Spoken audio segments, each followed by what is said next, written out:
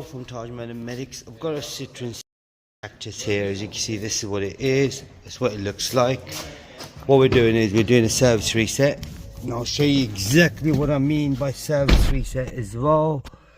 So if I switch the ignition off, switch the ignition on, you'll see, 1 second, right there it says minus 16,000 miles, and you've got that service light on as well.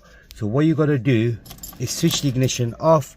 You've got to press and hold this button first and then switch the ignition on. I'm not sure I'm going to do this, but give me a sec.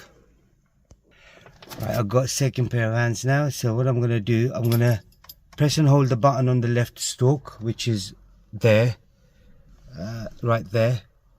So press and hold, and then I'll switch the ignition on, and then you'll see the countdown has begun just right there. Once that goes to 0, that should then reset the service light.